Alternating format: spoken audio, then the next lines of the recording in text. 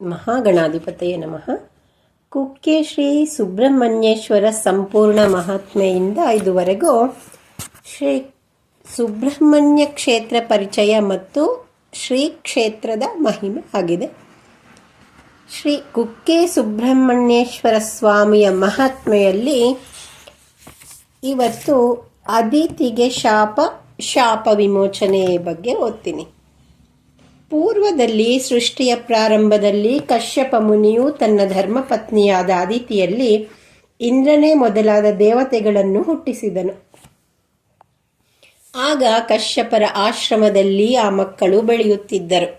ಆ ಮಕ್ಕಳನ್ನು ತಾಯಿಯಾದ ಅದಿತಿಯು ಸಂತೋಷದಿಂದ ಕಾಲಕಾಲಕ್ಕೆ ತಕ್ಕಂತೆ ಪೋಷಿಸುತ್ತಿದ್ದಳು. ಎಲ್ಲ ಮಕ್ಕಳು ತಮ್ಮ ತಮ್ಮ ಬಾಲ್ಯ ವಯಸ್ಸಿಗೆ ತಕ್ಕಂತೆ ಆಟವಾಡುತ್ತಿದ್ದರು.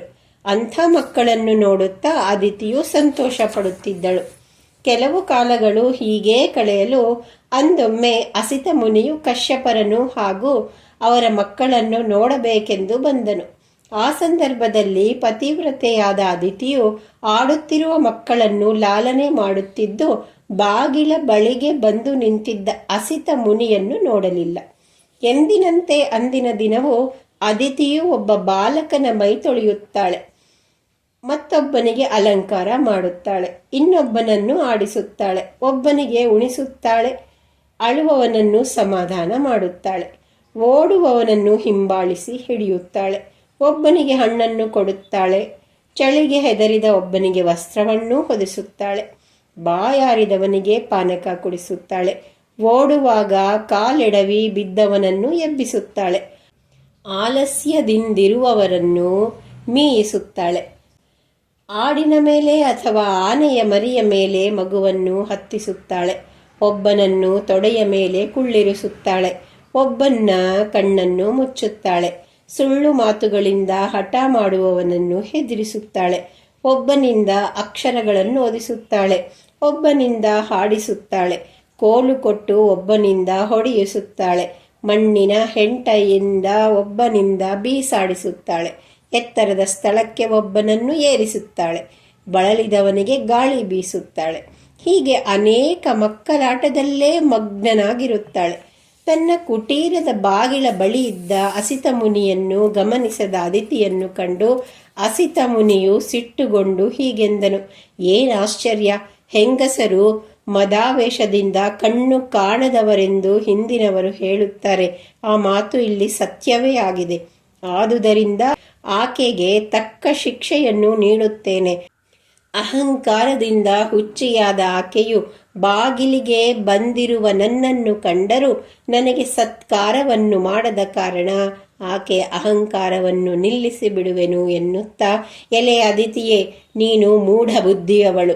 ನಿತ್ಯದಲ್ಲೂ ಅಹಂಕಾರದಿಂದ ಹುಚ್ಚಿಯಾಗು. ನನ್ನನ್ನು ನೀನು ಅವಮಾನಿಸಿದೆಯಾದುದರಿಂದ ಈಗಾಗಲೇ ರಾಕ್ಷಸಿಯಾಗಿ, ಕಳ್ಳು ಕುಡಿದು ಮಾಂಸ ತಿನ್ನುವವಳಾಗಿ, ಯಾವಾಗಲೂ ಹುಚ್ಚು ಹಿಡಿದವಳಾಗು. ಹೀಗೆ ಶಾಪಗ್ರಸ್ತಳಾಗುತ್ತಾಳೆ. ಶಾಪವಿತ್ತಾಸಿತ ಮುನಿಯು ಹೊರಡಲು ಅಣಿಯಾಗುತ್ತಿದ್ದಂತೆ ಅದಿತಿಯು ವಾಸ್ತವವನ್ನು ತಿಳಿದು ಆತನ ಹಿಂದೆಯೇ ನಡೆದು ಮಾರ್ಗವನ್ನು ತಡೆದಳು. ಆ ಪತಿವ್ರತಿಯು ಆತನ ಕಾಲಿಗೆರಗಿ, ಮುನಿವರನೇ ಕ್ಷಮಿಸು, ನಾನು ಬುದ್ಧಿ ಇಲ್ಲದ ಹೆಂಗಸು, ಮಕ್ಕಳ ಆಟಕ್ಕೆ ಮನಸೋತವಳು. ಹೆಂಗಸರು ಸ್ವಭಾವದಿಂದಲೇ ಮೂಢೆಯರು. ಅದರಲ್ಲಿಯೂ ಮಕ್ಕಳ ನಡುವೆ ಇದ್ದರೆ ಮಕ್ಕಳಾಟದಲ್ಲಿ ತಲ್ಲೀನರಾಗಿ ಮೂಢರಾಗತಕ್ಕವರು ಎಂಬುದರಲ್ಲಿ ಯಾವ ಸಂಶಯ? ತಾವು ಜಿತೇಂದ್ರಿಯರು, ಸಾಧುಗಳು. ನನ್ನ ಈ ಒಂದು ತಪ್ಪನ್ನು ಕ್ಷಮಿಸಬೇಕು. ತಾವಾದರೂ ತಪಸ್ವಿಗಳು, ಶಾಂತರು, ಸರ್ವವನ್ನೂ ಬಲ್ಲವರು, ಸಮದರ್ಶಿಗಳು. ಯೋಗಿವರ್ಯರೇ, ನನ್ನಲ್ಲಿ ದಯವನ್ನು ಮಾಡಿರಿ. ಏಕೆಂದರೆ ಸಾಧುಗಳು ಸರ್ವರಲ್ಲೂ ಮುಖ್ಯವಾಗಿ ದಯವನ್ನು ಮಾಡತಕ್ಕವರು. ಹೀಗೆಂದು ಬೇಡಿಕೊಂಡಳು. ಆಗ ಆ ಮುನಿಯವರು ಶಾಂತನಾಗಿ ಅದಿತಿಗೆ ಹೇಳಿದನು: ಎಲೆ ಅದಿತಿಯೇ, ನನ್ನ ಮಾತೆಂದಿಗೂ ಸುಳ್ಳಾಗದು. ಆ ಶಾಪವನ್ನು ಅನುಭವಿಸದೆ ತಡೆಯಲು ಸಾಧ್ಯವಿಲ್ಲ.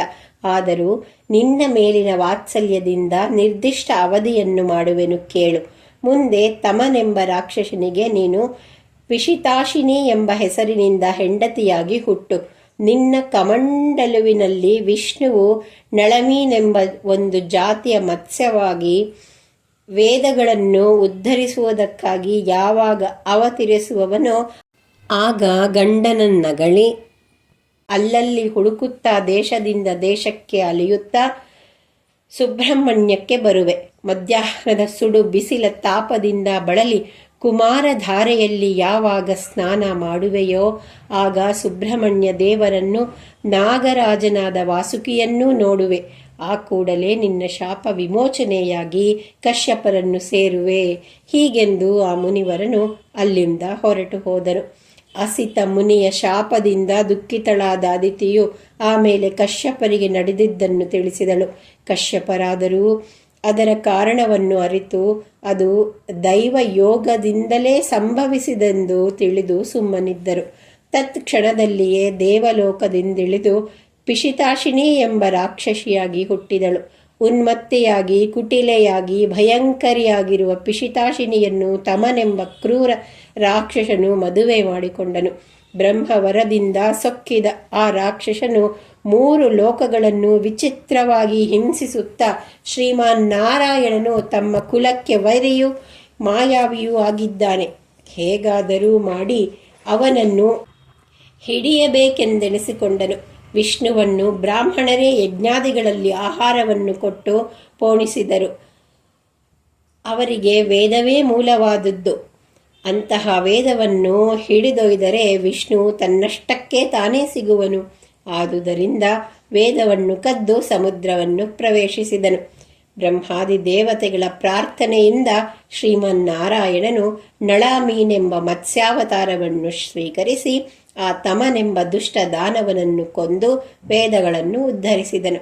ಆಗ ಪಿಶಿತಾಶಿನಿಯು ಗಂಡನನ್ನು ಅಗಲಿ ಆತನನ್ನು ಅರಸುತ್ತಾ ಅನೇಕ ದೇಶಗಳಲ್ಲಿ ತಿರುಗುತ್ತಾ ಸುಬ್ರಹ್ಮಣ್ಯ ಕ್ಷೇತ್ರಕ್ಕೆ ಬಂದಳು. ಕುಮಾರಧಾರೆಯಲ್ಲಿ ಮಿಂದು ವಾಸುಕಿಯ ದರ್ಶನವನ್ನು ಮಾಡಿದಳು. ಆ ಕೂಡಲೇ ಆಕೆಯು ಶಾಪ ವಿಮೋಚನೆಯನ್ನು ಹೊಂದಿ ಆ ರಾಕ್ಷಸಿ ದೇಹವನ್ನು ಬಿಟ್ಟು ದೇವಲೋಕಕ್ಕೆ ಪ್ರಯಾಣ ಮಾಡಿದಳು. ಆದುದರಿಂದ ಈ ಕ್ಷೇತ್ರವು ಶಾಪವನ್ನು ಪರಿಹರಿಸಿ ಬ್ರಹ್ಮ ಹತ್ಯಾದಿ ದೋಷಗಳನ್ನು ನಾಶಗೊಳಿಸಿ ಸಮಸ್ತ ಸಂಪತ್ತನ್ನೂ ಕೊಡತಕ್ಕದ್ದಾಗಿದೆ. ನಾಗರೂಪಧರ ಸುಬ್ರಹ್ಮಣ್ಯಂ ನಾಗದೋಷಹರ ಸುಬ್ರಹ್ಮಣ್ಯಂ ನಾದವಿಲೋಲ ಸುಬ್ರಹ್ಮಣ್ಯಂ ಶಿವ ಶಿವ ಹರ ಹರ ಸುಬ್ರಹ್ಮಣ್ಯಂ.